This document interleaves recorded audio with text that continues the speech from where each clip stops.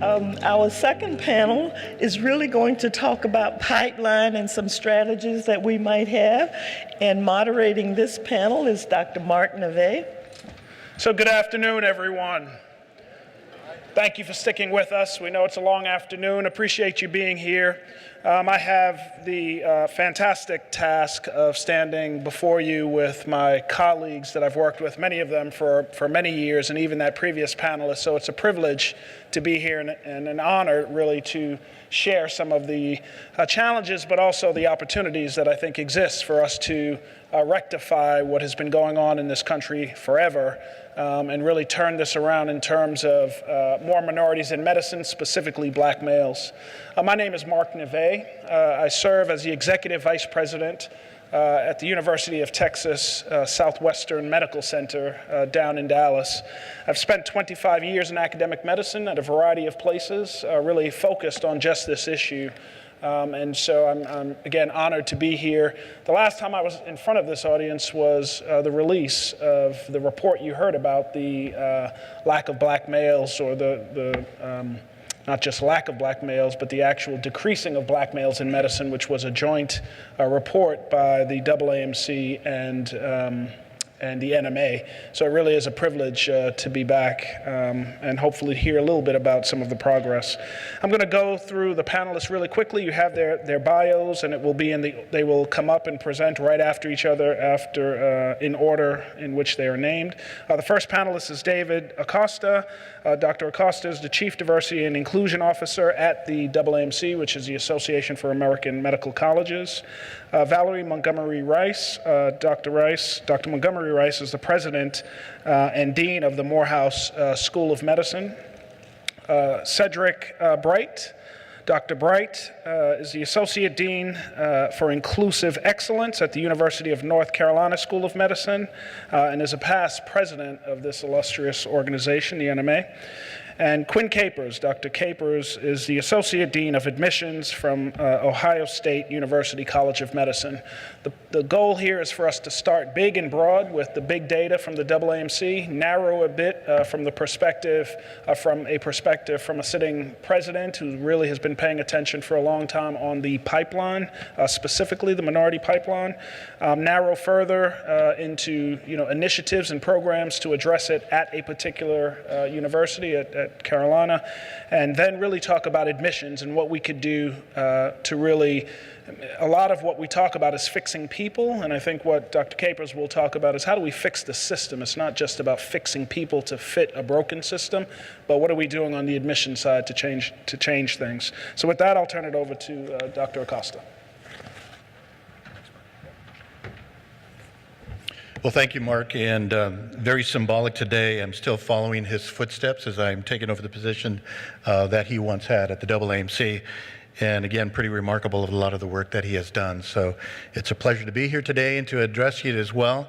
I'm going to do two things with you. I'm going to share a particular collaborative pipeline initiative that the AAMC has been involved for quite a number of years.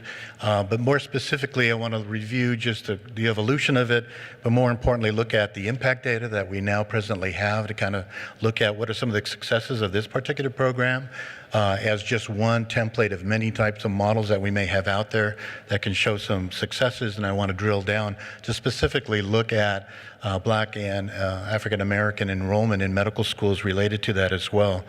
And so if we look at the history, there's been quite an evolution.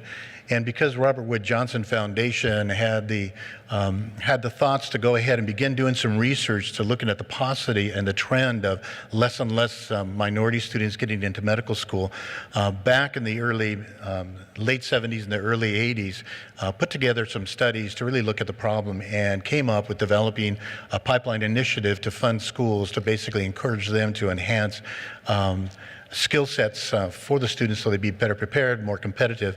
And that was known as, in 1989 when they launched it, known as the Minority Medical Education Program. And I had the pleasure of being at the University of Washington at that time and was the PI for this particular program as well. And over time, what tended to happen is that because of RWJ wanting to go ahead and expand this particular program, in 1993 they asked the AAMC to partner so they could become the National Program Office to offer technical assistance to expand it to other institutions as well. Over the years, the iterations have grown up to by 2003. There are now 11 institutions that were grantees of the particular RWJ Foundation grant money that was there to do this particular program and templated it. In 2003, the name was changed to Summer Medical Education Program in order to expand and bring in the students that came from economically and educationally disadvantaged backgrounds as well. And then ultimately in 2006, with the RWJ wanted to expand it a little bit more, they added a dental component with a partnership with the American Dental Education Association to join to basically now call it the Summer Medical Dental and Education Program. Same criteria, same philosophy, same aim, but now expanded to other health professions that also had a shortage of minority health professions as well. So it has evolved now to match and ultimately become more interprofessional in looking forward what healthcare reform has done, looking at how important interprofessionalism has become in the practice of medicine, but also team-based approach to medicine as well. So the Summer Health Professions Education Program is a brand new program that started in 2016. We've had one cohort go through, but essentially this is about enhancing learning opportunities for students essentially from minority and disadvantaged backgrounds, not only think about medicine, but think about other health professions as well. So the program itself essentially is a 6-week summer enrichment program, much like many of our pipeline programs that we have. It provides a stipend and it provides a number of content that I'll cover in just a second for you. The focus mainly is on now including all of these particular interprofessions that you see in front of you, medicine, dentistry, and now is expanded to nursing, pharmacy, optometry, physical therapy, and physician's assistant programs, and public health. Because in reality, what we do know when you start looking and disaggregate the data to all these other specialties as well, we also know that there's shortages of minority students that are going into any of these particular fields and not just medicine. And so it has basically expanded that box. There are now in the brand new program are 13 program sites throughout the country, and if you can see by this map, they pretty much are evenly distributed across the United States. They're both public and private institutions as well. And this is one of the first times that we've had it aggregated across the United States and spanning across there as well, which we're pretty proud of as well. The key thing about the schools are essentially asked to go ahead within a 50-mile radius, begin to do most of their outreach and enrollment from those areas as well, but specifically concentrating on particular groups where there is a national crisis. And over the last several years, we have been talking about folk having our 13 institutions really focus on both the black men in medicine, but also the Native American population, which also has very small and dismal numbers as well. As I mentioned, the students get $600 for a stipend at a minimum. Their housing gets covered, and in some programs, some of their travel, if they come across travel a distance, is also paid through this grant. They have the opportunity to meet up with assistant deans and associate deans for admissions to have basically some hands-on skills and workshops about how can they improve themselves with regards to making themselves more competitive, understanding how to prepare a lot bit better, career development, and some other elements. So participants are offered a number of things. We have an academic enrichment program in the basic sciences. This is teaching all the key concepts of how to think scientifically, not to learn everything that you need to know about biochemistry, but how do you think about this? How do you critically analyze? They also learn a lot about how to enhance their learning and study development skills, including team-based learning. They learn also by being exposed to teams, interprofessional teams at the particular institutions of how they work together. That's very case-based. They'll have a case, for example, on diabetes mellitus. A patient comes in, and how does every one of those folks in the interprofessional line actually approach and work collaboratively together in order to provide the best care that they can. They also focus on health policy, health disparities and inequities, social determinants of health are now folded into the program as a norm now. We also have an alumni advisory board, and the nice part about this is that we have 11 committee members that come from all of the programs that have established by the RWJ, including MMEP, SMEP, SMDEP, who are also on this panel to guide us in the national program itself of curricular content, how to reach our alumni, how to engage with our students as well, and that's been really extremely helpful. So let me kind of breeze really quickly through the program data where we are. This is just a snapshot just to kind of tell you a little bit about where we are. These are the applicants to MD granting institutions by race and ethnicity, and what about the students that come from SMDPP. On the left, you'll see the percentage of all the applicants that are black. It's 8.4% of all the applicants to medical school back in 2004, as one example, one snapshot. The percentage of SMDP partner participants and SMEP at that time that were black were 59%, and they contributed about 17.6% to the applicant pool for medical school. Mathematica Policy and Research did an impact study back in 2015 with us, and they found that the SHPP, in comparison to other folks who do other pipeline programs and don't participate in this program, found that SMDEP students basically were 8 percentage points more likely to apply to dental school or medical school, and 10 percentage points more likely to actually matriculate as well. This is long-term outcomes database. This is pretty brand new for us that we have, and we're pretty proud of this. When you look at the MMEP and SMEP that happened between 1989 and 2005, there was over 14,000 participants over the United States who participated. 9,500 plus applied to medical school, and 66% of those students were accepted. And SMDEP was a newer program, started in 2006 up to 2015, and there's still students that are going to be applying in the near future for that. So far, we have over 3,600 students that have applied to medical school, and like their predecessors, 67% have been accepted. For the dental school, we're starting to get the numbers in for that. About 1,200 have applied to dental school, and they have a 72% acceptance rate. So if we drill it down to race and ethnicity and look at the data a little bit more closer, what we have found with SMDEP and SHPEP, looking at over 4,800 participants, is that 40 to 45% of folks that have participated in our programs are Black or African American.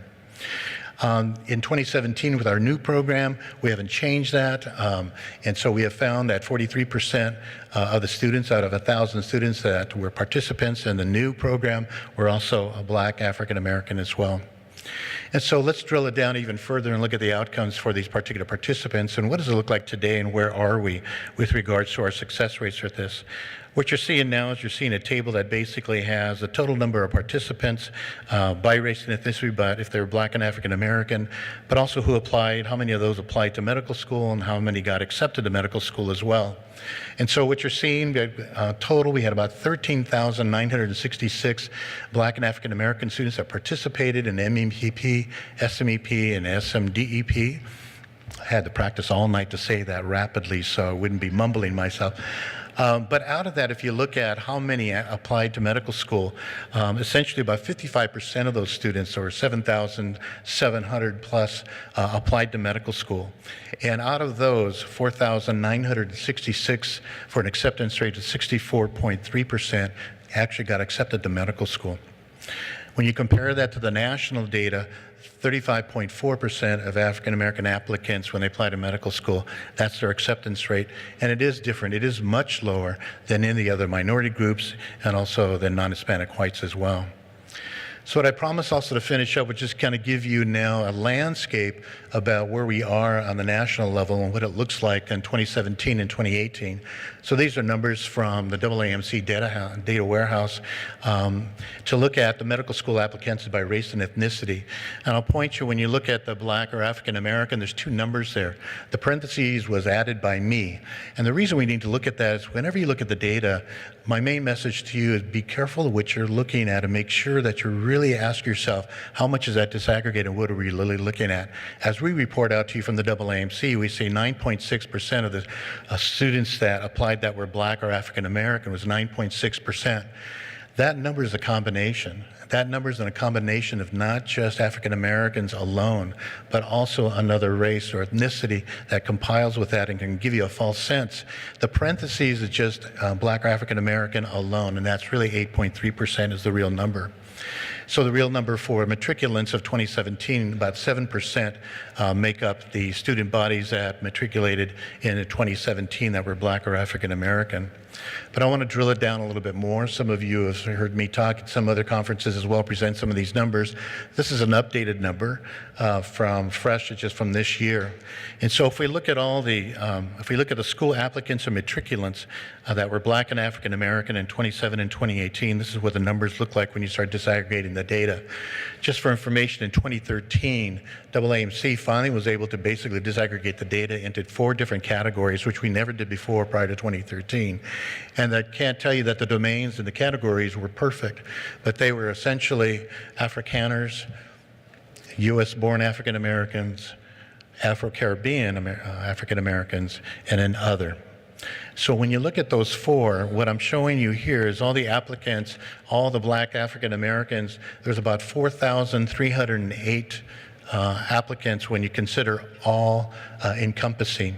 But when you narrow it down to just US-born African Americans, the number was much lower. It was 1,823, which says that any jump that we've had in applications from that really came from those that came from the other categories I just mentioned. When you look at the matriculant data for that, for all black African American, all inclusive, all groups, there was 1,505 matriculated in medical school, but when you separate the US-born African American, it was only 641 of those 1,500 were US-born. As I went ahead and so one thing before I go to the next one, for black men in medicine, I want you to look at the other numbers that are very important. The ones that are very important is that keep this in perspective to how many applications that there are at this time of year. So for 2017, 2018, when I said we had 4,308 applicants for medical school, total number of applicants to medical school in that year was 51,680. And so when you do the numbers and look at that, again, our talk today is really how can we enhance that to much greater numbers than what we have today, because that number hasn't really changed that long. And I'll show you our 35-year perspective in a second.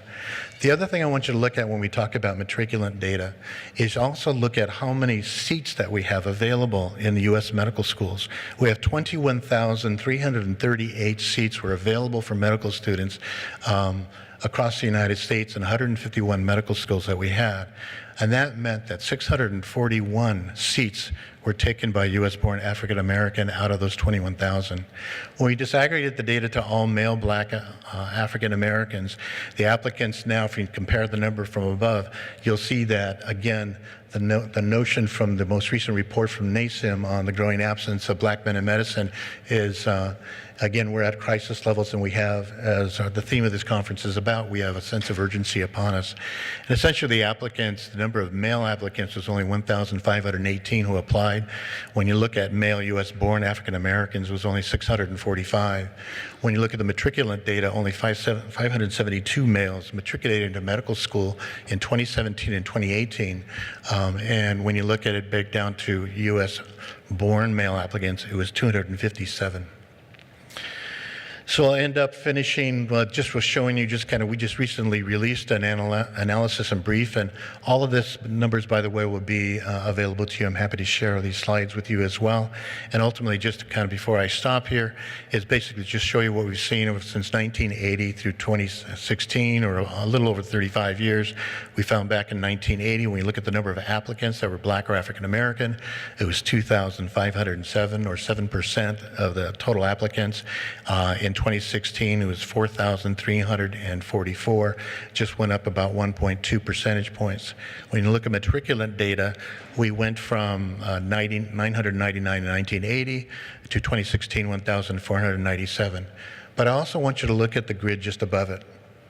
When we look at a lot of the things we've done pipeline-wise, when we look at how affirmative action laws have impacted us over these years, if you look at the group that has benefited the most from that, it's pretty well seen. You've seen the Asian group went from 679 matriculants in 1980 to 4,475.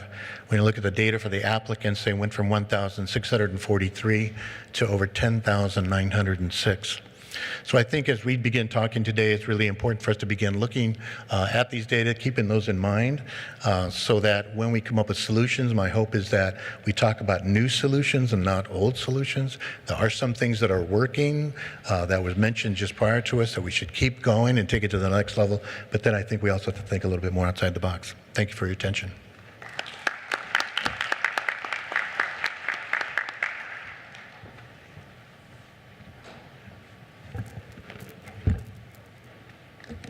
Thank you, and I'll have some slides, a few slides to show, because thank you, David, for sharing some of that. I want to, again, thank our president for putting together this panel. I think it's important for us to talk about some of the things, and I'm going to always definitely want to honor Dr. Mazique for all the work that he did. He talked about strategic and transformational leadership and how important it is, social justice, global health, and capacity building. We definitely want to make sure that when we talk about Morehouse School of Medicine, remember we were founded to address the physician shortage in the state of Georgia, and we continue to focus on that, but really we really impact the nation and the world. We talk about growing our own. How can we become what is known as, we say, a feeder factory? How can we continue to really produce enough physicians to care for the world? For us, it's about return on investment. We recognized a long time ago we were going to have to provide our own, and that is how we're going to impact. And it, for us, is not just about access, it's about the research that we do and the clinical care that we provide. Why does it matter? It matters for a lot of reasons. It's about the health of the nation. We believe there's a health equity crisis, and we have to look at the social determinants. We have to talk about delivering culturally competent care, and this is why this matters in medicine, and we need to keep that at the forefront. You've seen this slide before. We bring it up because if HBCU undergraduate schools, which there are 105 of those, had continued to be this opportunity of supply, if they had continued to provide the number of applicants and matriculants that they used to provide in 2001, 2003 at the rate of 26%, then we would have 10,000 more Black physicians in this country. But because they went down to a point of only providing now 11% of the physicians in this country, of the matriculants in this country to medical school, we are at this point. And so you know we have the HBCU medical schools started the conference 3 years ago of Empower to try to increase the number of students who would come from undergraduate schools to be more competitive to go to medical school. And we have not been able to get the undergraduate schools to participate at any significant number in the Empower Conference. We tried to outline an opportunity for those schools, for those professors to come and to help with them to increase the competitiveness of their curriculum, to talk to them about the counseling that they provided to the students, to talk to them about financial aid and some of the other factors that impacted students. And we could not get them to engage as much. But if they had just maintained the applicant pool and the competitiveness of the students, then we would have 10,000 more doctors in this country. But the MCAT scores that we see coming from students who graduate from HBCU undergraduate schools are not competitive for medical school. And we shared that information.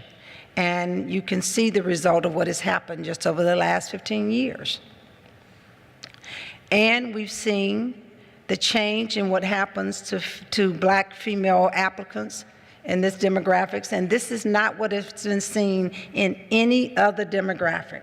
When you look at Hispanics, when you look at Asians, there has not been this reversal of the change in female to male differences. You see an increase in the number of female applicants, but it does not this wide reversal. And yes, there are systemic changes. There are systemic challenges that have happened in the world to impact this. There's no doubt about it. But you have not seen this reversal. Now, David showed some of this, but if you look at this trend data of 15, 16, and 17, and you look at the matriculants of what has happened, you are now seeing, particularly for U.S.-born black males that are now matriculants, we have now seen a significant drop. We are not seeing an increase. We are seeing a decrease in the number of U.S.-born black males that are in medical school. This is the report that from Mark Nave's report when he was still at the AAMC. People want you to believe that black males may not be applying to medical school. They apply to medical school at higher rates than females. They have lower percentages, though, of retaking the MCAT, which tells you that they are getting different messages of what happens when they take the MCAT. They get a different message when they are counseled. And when they apply to medical school, they have a higher average score than a female. So they're getting a different message than a female. And people are willing to take more of a chance on that black female than they are on that black male. Or maybe something else different happens in the interview. Maybe there's some different levels of bias, intentional, unconscious. So what happens in the training during the interview sessions at the admissions level matters at majority schools and HBCU medical schools. And we need to be a part of that process to make sure that there is some consistency and that there is some consistency in the training and understanding of the opportunities that should be afforded to these applicants if we want to change the opportunities for these black males, because this is what the data is showing us. Now, what can we do about the pipeline? So there are methods of achieving health equity and diversity in the healthcare workforce. And what are we doing? At Morehouse School of Medicine, we look at this like a science project because we are scientists. So we use analytics.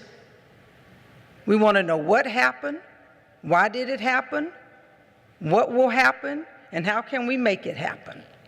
So we look at descriptive analytics, diagnostic analytics, predictive analytics, and prescriptive analytics. So we have looked at our data now for the last 20 years. And we're looking at others' data to understand how can we predict what will happen. The AAMC has lots of data. They don't own all the data, it's our data. There are ways for you to ask for the data. They de-identify the data, and you can have access to the data and can use the data appropriately to help to make informed decisions such that we can then use that data to understand how to better make decisions about admissions processes and programs. We're using it in the state of Georgia to talk about programs that we want to develop all the way back to high school. So one of the things that we've done is looked at for the last 15 years in counties where there has not been a child who has graduated from a county, a high school, in a county in Georgia. We said, why has there not been a child that's graduated from a high school in Georgia in a county that's gone on to medical school? So we're using that information with our legislators to say, you need to invest with us in a pipeline program, because we know the highest chance of somebody coming back and practicing in a rural county in Georgia is that they have to have a connection to a rural county in the state of Georgia. This is a partnership opportunity. So we need a program that you're going to invest with all of the medical schools for us to have in the 10th, 11th, and 12th grade, that we can have kids to come to any of the medical schools and be exposed to what medicine might be. That's a partnership opportunity. When we recruit, we track every kid that applies from any county. We then look who gets an interview. We then look who gets in. And for those kids who don't get in, can you go back one slide, please? Go back one. Or maybe I can do it. And when you go back, if you see here, in a county that if someone did not get in, we then use our alums to set up alumni learning communities, and we create opportunities because they've gone to college, they've applied, they've taken the MCAT, they've applied, and we create opportunities to stay in contact with them. And we want to get them into some type of pipeline opportunity, a post-bac program or something, because they have the potential to go to medical school, to go to PA program, to do something. We know that there are socioeconomic factors, and we try to address those. We look at this leaking pipeline, and we know that everywhere that there's a leak, we have to have an opportunity. And so, we now have looked at all of the places and have programs everywhere. So, in our 4 through 8 program, we've adopted a school, a K through 5 program. That's the Tuskegee Academy. We have a STEAM Academy. And those kids, we've been with them now for 3 years. We also have our Reach One, Each One program for high school students. We have our HEAL HCOP program for high school and college students. And we have pre and post test data that we have from those. I'm going to go through this. It addresses problem solving. We address communication skills. We address conflict management, decision-making skills, confidence and professional knowledge base, on and on and on. All of this is about critical thinking, as well as exposure to medicine, because these are the things that impact them on taking standardized tests. This is what keeps kids from being successful in getting into medical school. And those skills have to be learned early on. We then started the Undergraduate Health Science Academy program because we couldn't understand why we could be in the mecca of the Atlanta University Center and 20% of each of the school, 20% of those kids from those colleges were not automatically going to medical school. And we understood it was because of the challenges with the MCAT. And so now we have an Undergraduate Health Science Academy program funded through a Kaiser grant. And now we have 60 kids enrolled, and we're about to enroll the next 30 cohort. And it is to improve students' critical and problem-solving skills, standardized test preparation, interest in medicine and graduate school. And we don't care if they go to medical school, dental school, get a PhD, go to a PA program, et cetera. Our goal is that over a 4-year cycle, 80% of them, of course, will be scholars in college. 50% will matriculate to a graduate medical school. They will enter a healthcare workforce. And of course, we want them to, at least 20% of them to come to Morehouse School of Medicine. We started a post-bac program 5 years ago, and you can see our success rate has been great. We have 86% of them admitted to a health professions program. 17 of the kids in our 2018 class, 9 were from MSMS, 7 were from our APACS program. Many of them in residency program, many of them in primary care. We have programs that are targeted to our Black males STEAM Academy, our 4 through 8, our 9 through 12, our HCAP, and our undergraduate health science. And then we're partnering with our Georgia high schools, and we really are also focusing on health informatics and biotech. And I'm going to skip through this because I want to make sure that we recognize that we are focusing now on this GME workforce. This is really, really, really important because you are correct. We recognize that there are challenges right now with the GME issue. We have begun to look at the landscape of the UME and the GME and understand that there are strategies that we have to have with the GME. We've been looking at expanding our GME programs, and part of this has been because when you look at key programs, particularly the ones that we're looking at to expand, all of them, urology, ortho, neuro, ENT, derm, radiology, anesthesiology, emergency medicine, have less than 5% representation of underrepresented minorities. Those are the ones that we're focusing on.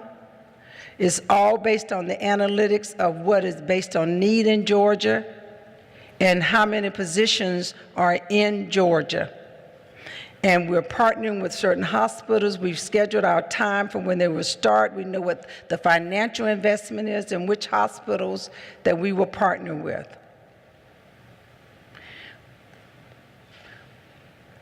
We've made a commitment to now looking at the data that shows what the STEP score for if we had any student to ever be successful with applying and being successful with that, to rid people of this idea that you have to have a certain STEP score to be successful. And every student that has applied for Morehouse School of Medicine with this average STEP score has gone on to be licensed in that area.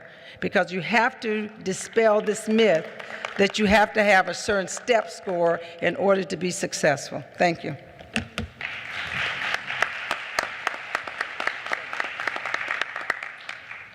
Wow, that was a lot of great information. Specifically, as you went to the last part of that, I think that was really crucial. We're looking at the anxiety that our students see at UNC with regard to their STEP scores and having to take the STEP exam. And I mean, we have to have wellness coaches now in order to help our students get through the anxiety that they have with the STEP score, and learning how to appropriately attack a question as opposed to a question attacking them. I see a lot of students who will read a question and stop immediately because they don't have an answer right away. What we're trying to teach them is to be aggressive, and I think that's one area that we can work on as the NMA and as with all of our HBCUs and undergraduates to help them to understand there are test-taking strategies that we can implement at the undergraduate level. Move away from essay exams, go to computerized exams that will help make our students more proficient and more prepared to be competitive at the graduate school level. I'm Dr. Cedric Bright. I'm talking to you from UNC School of Medicine, and this is a snapshot of our program that we have at MED at UNC Chapel Hill. It's an HCOB-funded program.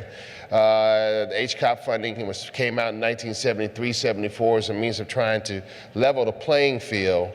In our program, we've come close up to 3,000 students now, for which over 1,500 have gone on to gain admissions to a graduate school, and over 1,400 of them have actually graduated. We have a cohort of 60 medical and 20 dental, and recently we added another 10, Dr. Valerie Montgomery Rice, in the aspect you talked about the rural component. Our legislators have given us money in North Carolina to add a rural component to that. Now, that being said, you must understand the dynamics of what rural means. Rural in North Carolina is dichotomous. If you're to the west of 95, you're white. If you're to the east, you're black, okay? And many times it seems that that focus has shifted west when we talk about rural. And it's been my position to keep reminding them that we have rural to the east as well. So we have to be aware of that, and we added that extra, so now we have 90 people in the program. It costs about $7,000 a student, and they receive a stipend. The beautiful thing about this program is we had funding from HCOB for 44 years in the program. We had HCOB funding for 39 of those years. And in the last 4 years, the university has taken on the cost of the program, the medical school and the dental school. So we like to look at, where our school students coming from. Well, we're a Chapel Hill program. It would seem to follow logic that many of our students would come there. North Carolina Chapel Hill actually is one of the top 20 schools in providing African Americans and Hispanics who are applying to medical school. And so from that backdrop, that's what our numbers look like. But you can see that we have strong relationships with our HBCUs within the state. We have 11 HBCUs within the state of North Carolina. We have relationships with all of them, as well as some of our smaller colleges. And as you can see, colleges outside of North Carolina as well. You see Morehouse and Spelman represented there, as Norfolk State and others. Interestingly enough, what you'll find is that our GPA, undergraduate and science GPAs differ. You see that our science GPAs are a little bit lower than their overall GPAs of our participants. And that if you look at those who went to HBCUs versus those that didn't go to HBCUs, many of our HBCU students have higher overall GPAs and higher overall science GPAs compared to our PWI students. But what we have found is sometimes that is a mixed bag in how they end up performing in the program. The bottom line is that when we're now talking about these type of programs, we have to talk about a return on investment. We can no longer talk about a moral stance on why this needs to occur. We need to talk about what are the tangible benefits that these programs are bringing. I love the slides that you had because you really showed a lot of that, and I think Quinn will have some of that as well. But in our program, as I said, we've had, in recent 5 years, we had 325 of our MED students apply to our medical school. Of that, 44% of them were granted interviews. Of that 44%, 68% of them were accepted. Of that 68% that were accepted, 93% of them matriculated into our medical school. But more importantly, greater than 95% of them graduated. To me, the measure of a medical school is not to bring in A students and graduate A students. Our whole MED program is about bringing in people that have had challenges in life, challenges in where they grew up, challenges in their academic, had to work full-time, were full-time athletes, and that impacted their undergraduate degrees and their undergraduate success, and then they can able to come to our program and gain the skills that they need to be successful and to graduate. That's the mark of a school, and it's to actually educate people, believe it or not. So when we look at our MCAT scores, you see the numbers there. You see that our MED program, which is in red, red is the national average, but our MED program accepted and applied are lower than our other programs of other students who did not do our MED program.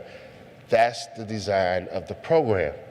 The design is to take students that would not normally get consideration and look by a medical school admissions process because they have lower numbers and help them to get more competitive by giving them the skills that make them more competitive.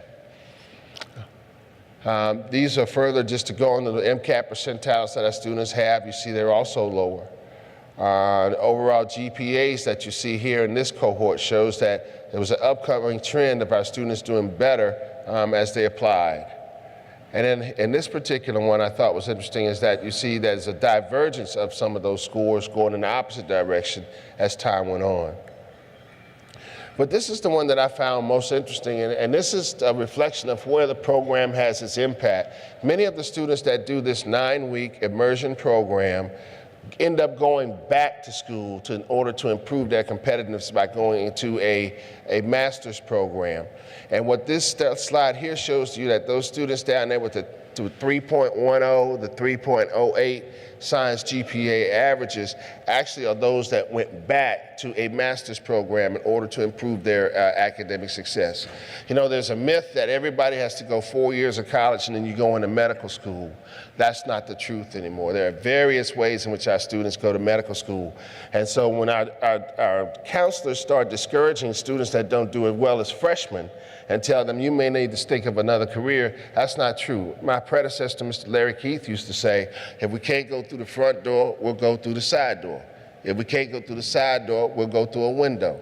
If we can't go through the window, we'll come through the chimney. If we can't come through the chimney, then we'll blow the roof off the sucker, okay? And the bottom line is that there are many alternative routes to the same destination.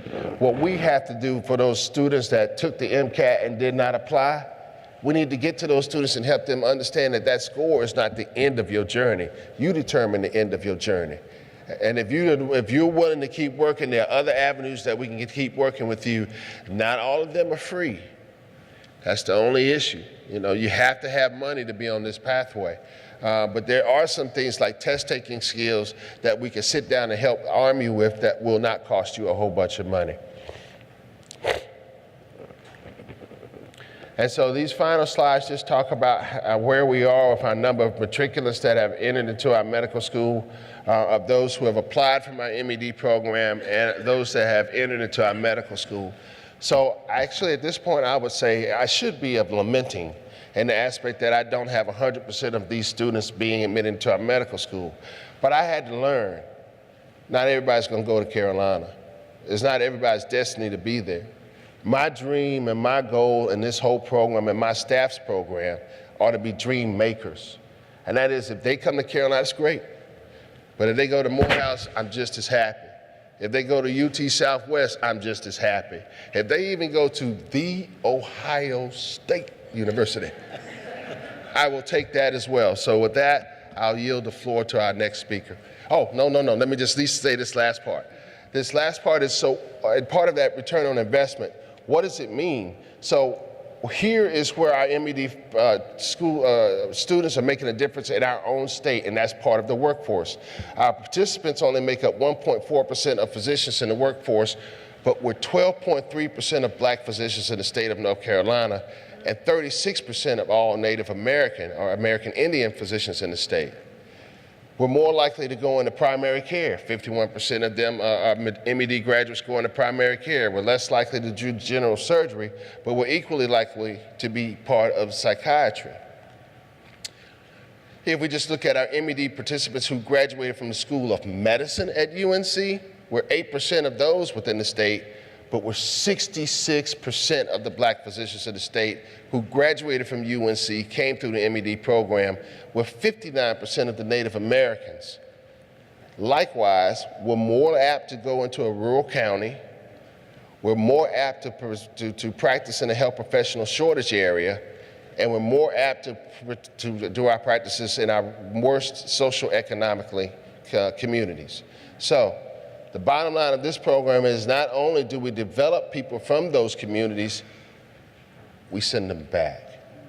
And the bottom line is, in America, where we are kind of a dichotomized country in which we have folks that live in cities who live one way and folks who live in the rural counties that live another way, and the disparaging between the two hospital systems in those two areas, this is a means of taking what we know from the city and taking it back to the country.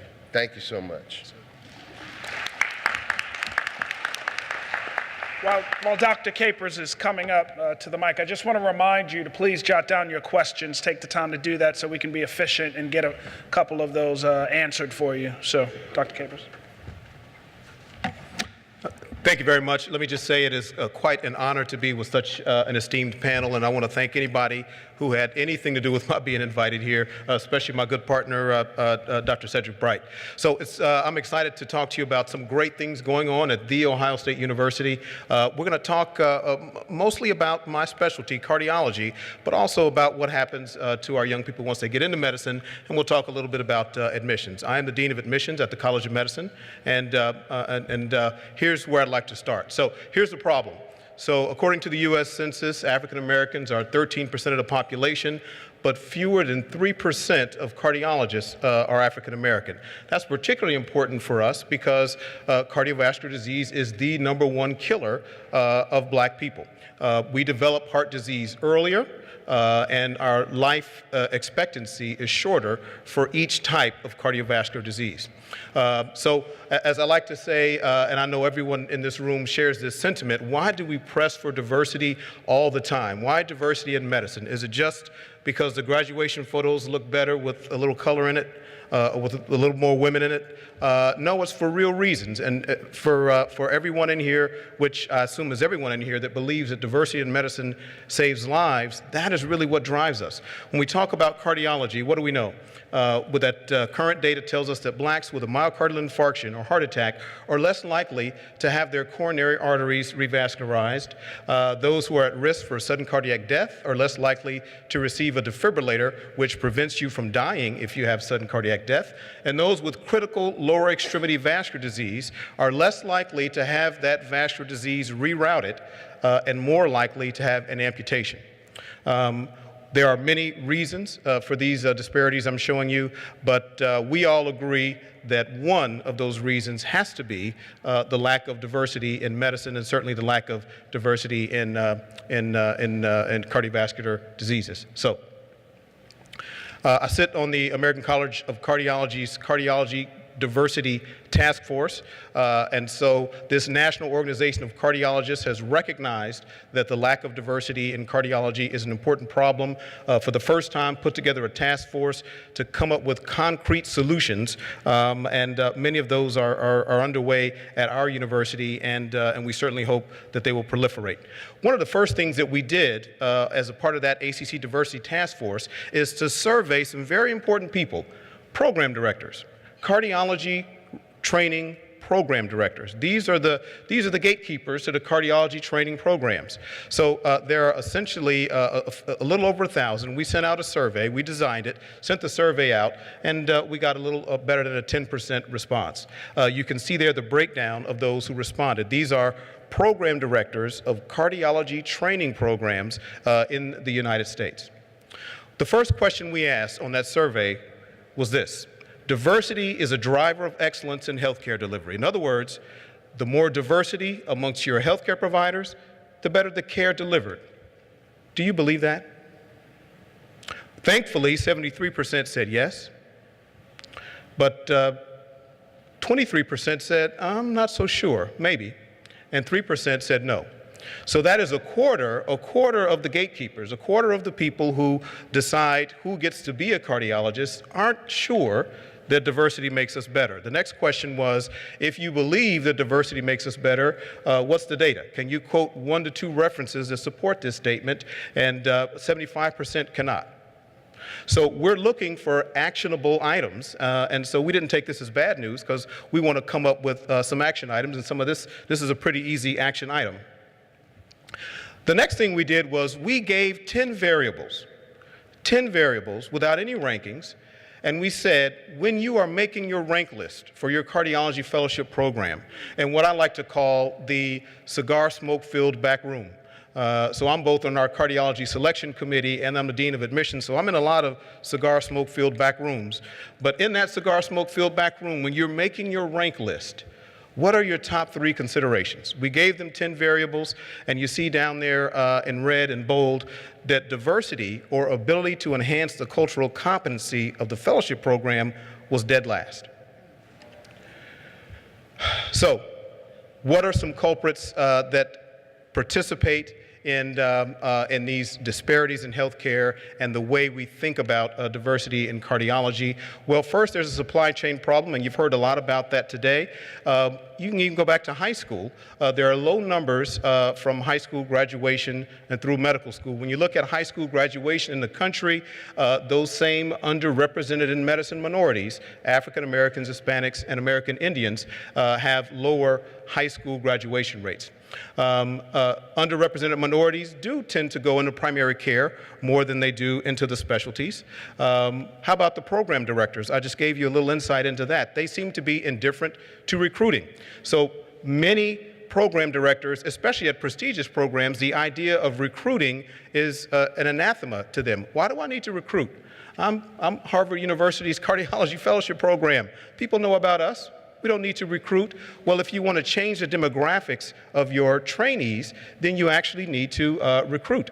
And they seem to place little importance on diversity when actually making their rank list. This isn't to say anybody is a good person or a bad person, but inertia really can kill some things. And a lot of times things are done the same way because that is how they have always been done. And there's a culture in academic medicine. Dr. Valerie Rice mentioned very astutely unconscious bias. And if you think about the gates, starting with the gate to medical school, then the gate to the residency, then the gate to the fellowship program, the gatekeepers, what if they have unconscious bias? What if when they see a white person, their unconscious mind automatically associates that with good? And when they see a black person, their unconscious mind automatically associates that with bad. Then good people, well-intentioned people, can be making decisions that can actually harm our applicants. And then, as I said before, inertia is a big problem. Let's see, did I get stuck there? Are you able to advance the slide? Thank you. So this, naturally, we identify culprits only for the purpose of coming up with some action items. And we do have some action items here. I don't know if this battery is dead. I might need you to advance for me. First of all, this is the easiest action item of all. You got to believe it. And as our survey showed us, not all of our program directors believe it. I wish I could wave a magic wand and put an idea in your head. I can't do that. But action item number one is you have to believe that diversity enhances excellence. Number two, next slide, please, or advance, please. There we go. So familiarize yourselves with, there is a very rich literature documenting the benefit of diversity in healthcare. So maybe these need to be a part of our grand rounds. Maybe they need to be a part of our journal clubs at our academic medical centers. Enhance the supply chain is one thing, and that's what we've been talking about here this afternoon. But then those who are in medicine continue that strong mentoring. Next. And review data. So again, we've just talked about step one scores. So you will have many programs that really thump their chest and say, our average step one score is 250. We don't even look at you if you're less than 230. Why? Why? What is your data? What is your data that you need a step score of 230? Now, I am an interventional cardiology program director, and I can tell you for program directors, one of the worst things that can happen to you is for you to accept a resident or a fellow who then doesn't pass their specialty boards later on. The best predictor you have of whether they'll pass that is how they did on step one. However, if you talk to program directors who have this very high cutoff, or we don't even look at you unless you're higher than 230 or 240, and if you ask them, well, have you looked at your data? Have you looked at everyone who's passed and made a simple graph of step one versus passing your specialty boards so that you can see what step one score predicts passing? You might find that everybody with a 210 and above has passed. And so we've got to be evidence-based when we make decisions that impact our people. Recruit, recruit, recruit. You've got to get out and recruit. No more. I've got a slide that I presented at the American College of Cardiology, and it was meant to be humorous. Some were offended, and we hugged it out afterwards. But it showed, and with regards to recruiting, the program directors kind of swinging in a hammock. In fact, I might have it here, that the way we asked them how they recruit. It was one of the questions on the survey. And the number one way that program directors said they recruit is by keeping their website current, which to us is swinging in a hammock. You've got to get out of the hammock and go out there and recruit. Minimizing bias, both implicit and explicit in your program. Next slide.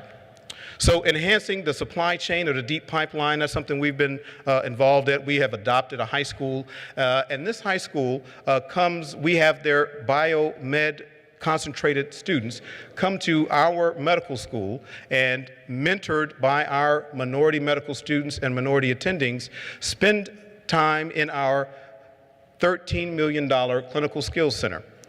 Everybody at an academic medical center has a clinical skills center, even in a teaching hospital that's not affiliated with a university. If you are using that for community outreach and engagement, good for you. If you're not, we highly recommend that you do. We talked about in the earlier session, there might be some limitations that will not allow you to have a 14-year-old come into the operating room, but they can go into your simulator. There might be some things that keep them from being able to go into a patient exam room with you, but they can interview standardized patients in your simulation center. So this now program for us is in its 5th year, and many of these high school students have not only gone on to college, but health professions in college. So use those clinical skills centers, especially for the youngsters. Talking about the deep pipeline, one of my favorite days of the year is the white coat ceremony of the College of Medicine. OSU, the Ohio State University, Columbus City Schools have partnered to come up to produce a K through 12 pipeline. It's called a Health Sciences Academy. We're very proud of it, and you're looking here at kindergartners at their white coat ceremony. So we know that you have to go back deeper and deeper into the pipeline. Thank you.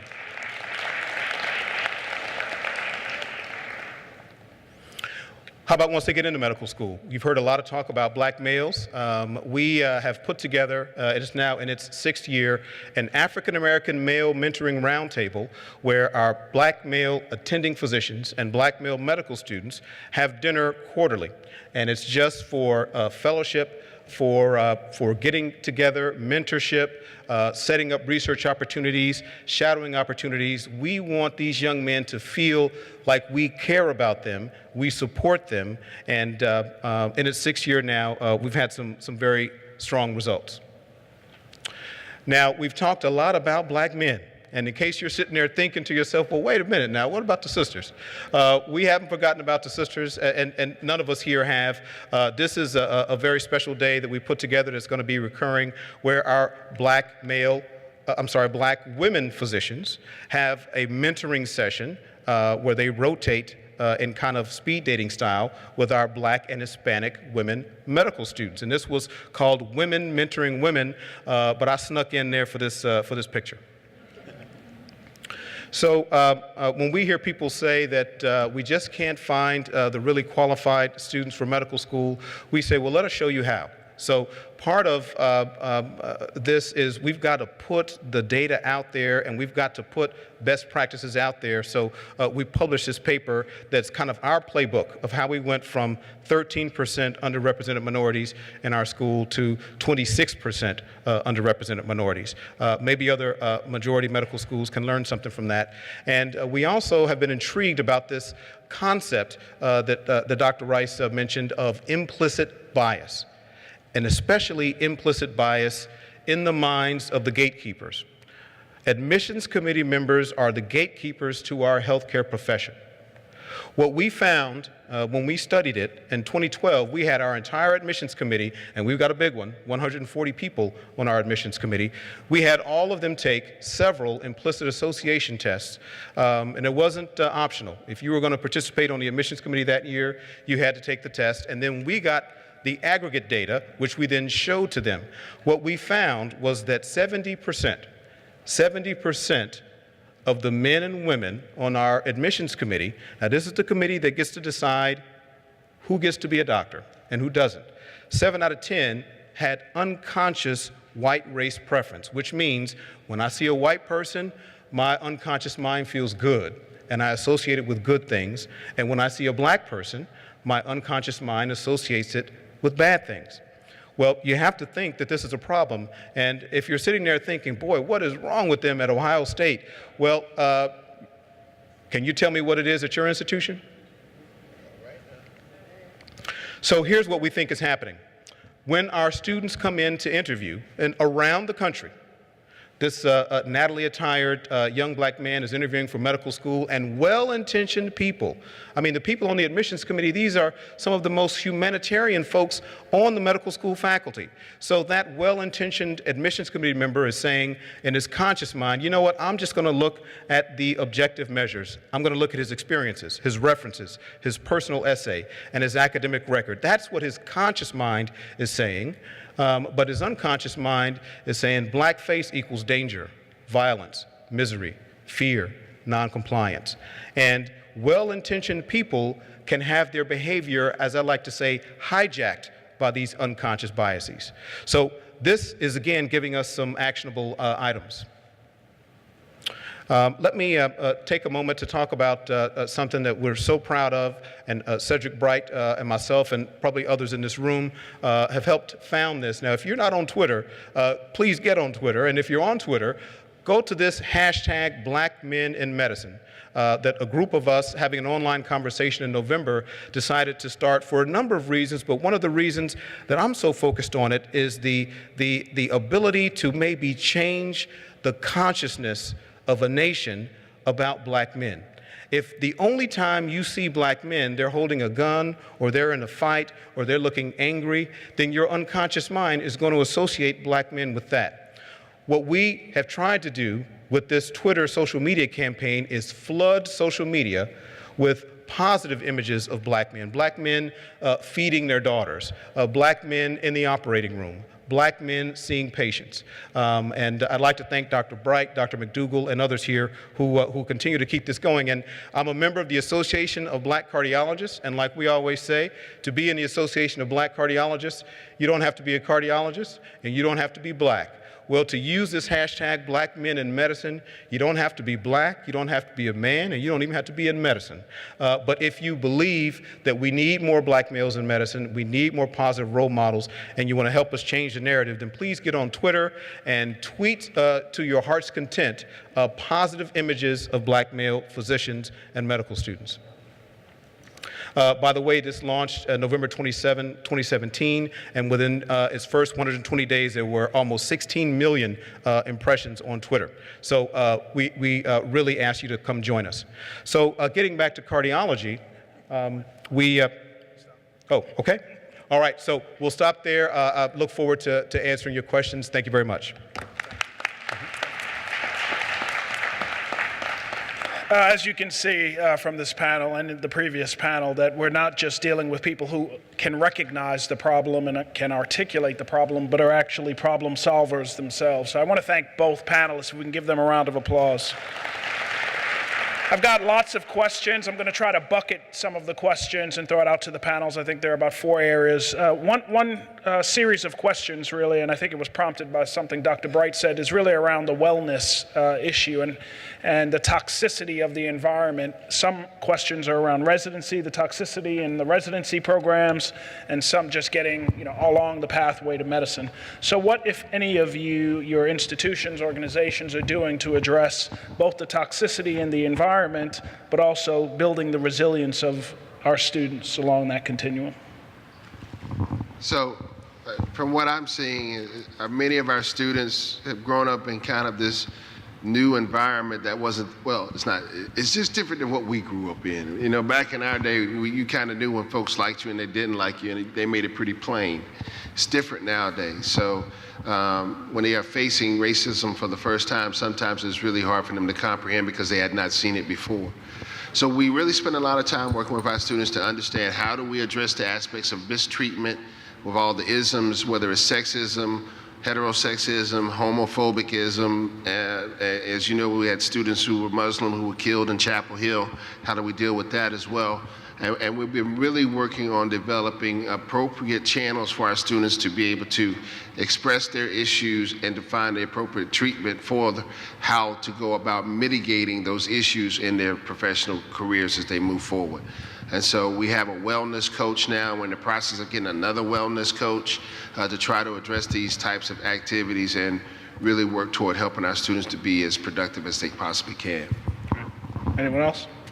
I would just say we are in the environment where we have 2 academic institutions and 1 hospital. One of the things that I've done as a leader is that I had conversations with the leadership at the hospital and the leadership at the other academic institution and held them accountable and said, look, hey, you're going to have to hold your people accountable. And whatever you're going to need to do to put some systems in place for your unconscious bias training and for your faculty development. This is what I'm expecting for you to do. And so we've had to address it from that point of view to let people know that this is happening and that it's not going to be tolerated. A lot of times, people were willing to, brush this under the rug, and I just wasn't willing for that to happen. I happen to have trained at that same place, and Cedric is right. When we were there, I happened to be on the other side at that place, but it was more obvious then, and it was a different time. And so now that I'm there and I'm seeing and hearing it from the students, I think leadership has to be held accountable to understanding that we're just not going to tolerate this. That's great. Now, and I'll just add, there's nothing like, I've been in now at a couple of institutions where climate survey assessments were done, where actually that puts it on the radar of every department chair, the deans, and anybody who's been at the executive level. And I've seen that impact the biggest change. And I think we just have to leverage all those areas. We have plenty of assessment tools out there, from the AAMC graduate questionnaire to the diversity engagement survey, to the Press-Ganey surveys that we do in our healthcare systems. One of the things that I learned being at past institution was when you collate all together and the data keeps saying the same thing over and over and over again at every level, from staff to learners to faculty to leadership to staff, then again you have to have the leadership that basically sees that this is very important to turn around, that really empowers your offices of diversity, your human resource offices as well, to begin putting together these strategic plans in order to offset that, and then also creating the measurements that you need to advance that. Because what I found is that just simple testimonials is not enough, because people want to see that data, but there's nothing like data that really paints the picture for you. That's great. I see there's a question specific to Dr. Capers, but I think both Dr. Capers and Dr. Acosta can answer this. But I'll ask Dr. Capers specifically. So the accreditation process, what role people are reacting to the cardiology piece, and what role does accrediting bodies or organizations have in ensuring that this moves from 75% appreciation or value of diversity to a larger number? What's the role of accreditation in that, in your mind?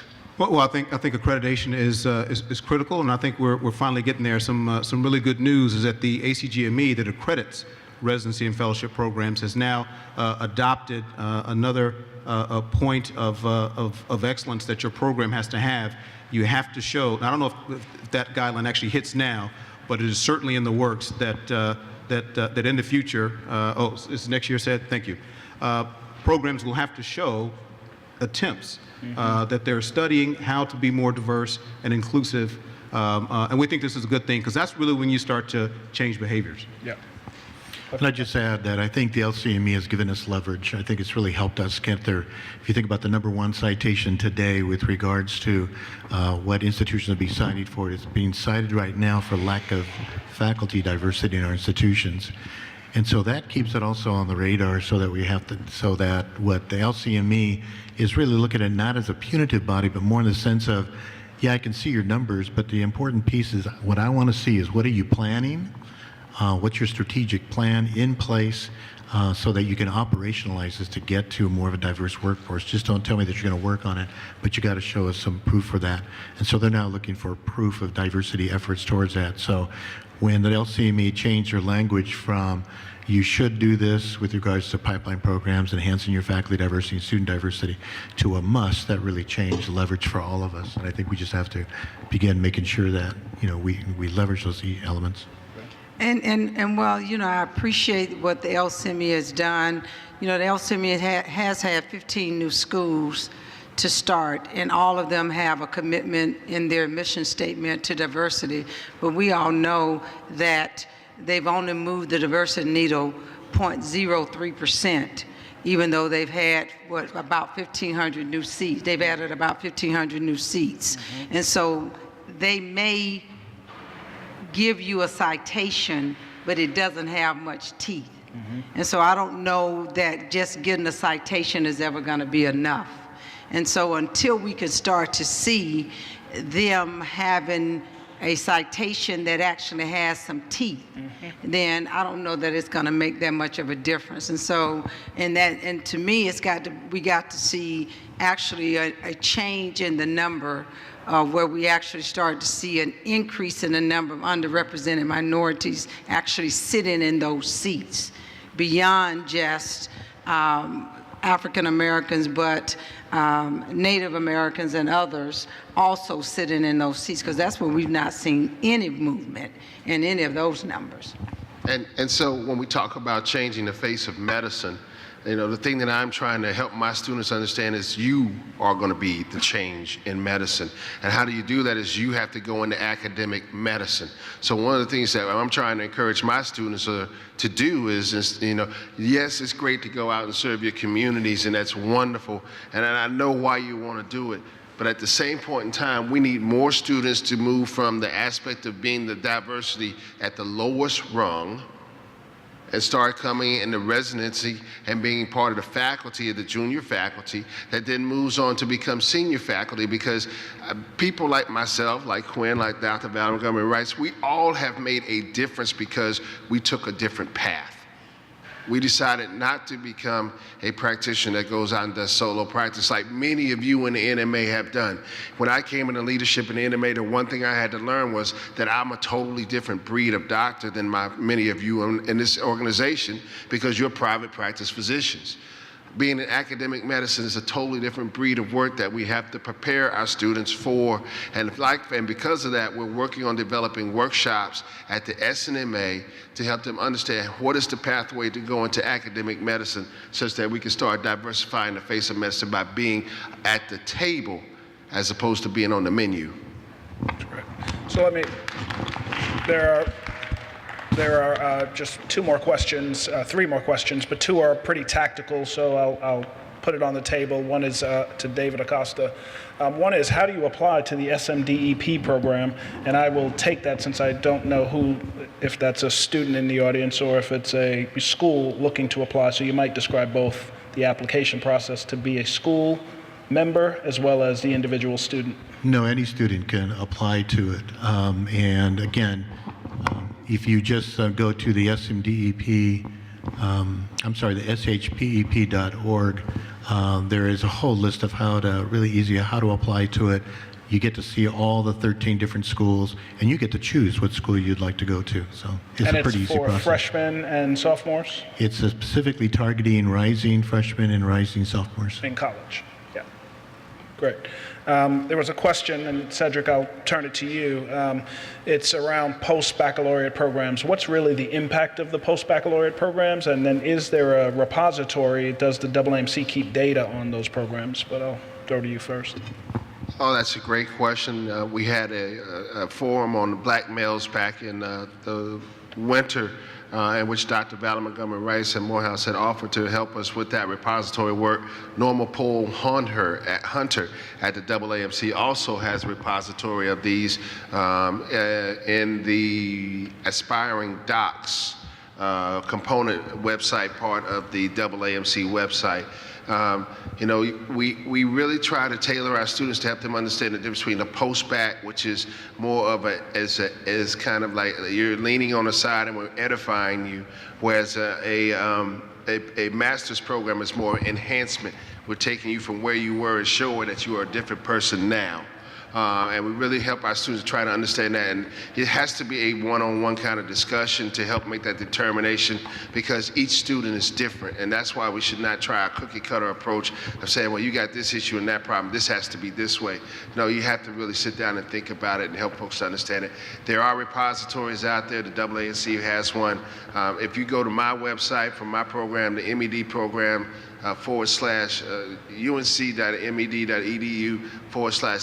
program, you will find in our resources a whole list of master's programs and post-bac programs that we also have, that we are sending to the AAMC to make sure we all have everything in one place. Right, and it's very important that you do have some individual counseling, because what you don't want to do is to go to a program and actually not have had that tailored counseling, because there are programs out there that will not be appropriate for you and will not have focused on your need. You may have good basic science grades, but what you really need is improvement in your critical skill test taking skills, and will not improve that if you don't have the right type of program. And it may not be a post-bac program that you need at all. You may just need a program that focuses on your test-taking skills. And so it may not maybe a waste of your time to go and do a 2-year program. So you really need some individual counseling. So I would definitely, first of all, connect with someone who can give you the appropriate counseling to look at their program and to address whether or not it's the right program for you first, because it is costly. There are some schools out here that have programs that charge you $40,000 and $50,000, and a program that doesn't have at least a 65 to 70% success rate of getting kids into medical school is not a program that I think that you should look at.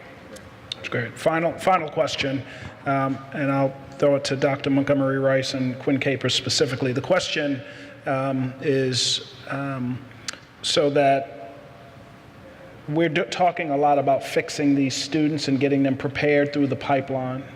What are we doing at our institutions to really be receptive to these students after we've done all this work? So what's the change happening at Morehouse, happening at Ohio State?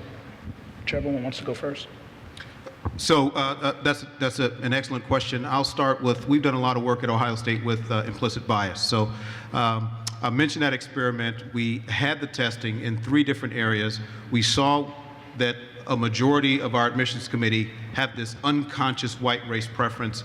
I showed you what was maybe the unfortunate side of that study, or at least that's how some people think about it, but I didn't share with you the fortunate side of it.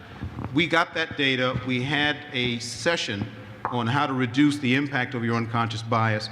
The very next year, we admitted the most diverse class in the history of the Ohio State University College of Medicine, and our diversity has continued to go up. So we are actually trying to put that into our culture. I've personally moderated several implicit bias reduction workshops. We've had over 900 physicians come through that workshop, and so we're really trying to make it a fabric of the place that you will, when you interact with somebody, stop, think, get control of your unconscious biases, because there are some ways to do that. And ours is very similar. We actually are not trying to fix the student. We're actually trying to fix the faculty, because we actually want the student with all their baggage, because that's actually what's going to add to the richness of the solution. We believe in cognitive diversity. We want them to come there with all of the uniqueness of what they're going to bring to help us solve the problems of the world. When they are challenged with things, we actually do believe that we can assist them with figuring out their optimal way to learn, and that is what the faculty members should be trying to do. Yeah, they have some gaps, and what you can do is to optimize the way that they learn. And I think that's what our focus is figuring out the optimizing the way that they learn. Now, somebody talked about students who have ODS. So we clearly have, an ODS system in which we definitely identify students who have challenges with some of their learning ability. That's different, I think, than students who are going to come with other things that are seen as an asset. Because students who have gaps based on socioeconomic challenges, I think, who are showing resilience and grit, those students actually come up with, I think, unique solutions to solve problems. And they are bringing some critical skills that I think are really what makes them great physicians and great problem solvers. And I think that's why you see these students are great physicians. And so one of the things that we don't want is students to lose that in the context of being physicians. And so we want to enhance that. And so again, I think it is appreciating and seeing that in the learning environment and trying to make sure that that is appreciated in our classroom and our small group settings. It's fantastic. So I said it was the last question. There was a last question that came in, and because you've been so patient in sitting here and you're not getting up and walking out, I'm going to ask this last question, and it's a very specific question. It says, how do I personally showcase my diversity, what I bring in the, through the interview process? What can I do to show that I'm coming to bring some value to the institution? So they gave examples, that I speak multiple languages. How do I get that across? So any tactical solution from any of you? I think a lot of that comes out in your interview. A lot of that also comes out. Well, first off, it's got to come out in your personal statement, and being able to write that within your personal statement and not only just tell me what you do, why you do it, and how do you expect to use it in the future. Interesting enough, an article just came out probably 2 weeks ago by a student at Brown who said it seems that in medical schools are asking for more and more diverse people. But once we get there, they're telling us not to be diverse. They tell us to dumb it down, to not show our own personalities. And that's really a fault of medicine in many ways, because we're so structured in what we have as a view of what is the expression of professionalism. And the thing is that, our students are coming from different backgrounds, with different experiences that can enhance our environment to help us better understand our patients better, because if we're so structured about how we view physicians, we're also very structured about how we view patients. And so therefore, I think being able to express your diversity and being able to showcase that in your application through your personal statement, and also in your interview process, but also understanding that there is a limits to how much you can show, and being aware that never lose the integrity of who you are. You may have to downplay something for a moment, but you'll have the opportunity to display it for a lifetime. It's great. It's great. So I would be remiss if I didn't come back to that question that was hanging over from the previous session around GME, because we didn't address that. And I'm not going to put anyone on the spot unless they want to be put on the spot. But let me just tell you what we're doing in Texas as an example. So all of us got together. Let me back up and say the greatest sin we can do in medicine is to put someone $300,000 in debt, and there is no job, no PGY-1 availability for those students. So this is a critical issue. And in Texas, we recognized this issue several years ago, and it took a lot of heavy lifting. But finally, in the last legislative session, we got the approval that you cannot open a new medical school seat without a residency slot being opened. And that's what has to happen. So we can't continue to just increase medical school class sizes. I think we have to be smarter, those of us, practicing docs and all of those that care about these issues, the academic medical centers with their policy, legislative and other organizations, to really leverage and push your legislature to open up more slots. I know the AAMC is doing it on a national level, but it's not enough, and it's fantastic. We have to do it on a local level. So I just wanted to address that. I'll ask Dr. Doris Brown to come back and thank her for putting together this fantastic panel. Thank you so much for your leadership. Yes, thanks to both of our fantastic panels. I do so much appreciate it. I hope that you really learned something this afternoon, and that you're going to take that back and increase it in your workplace and stick it to them about diversity and inclusion. It's really important.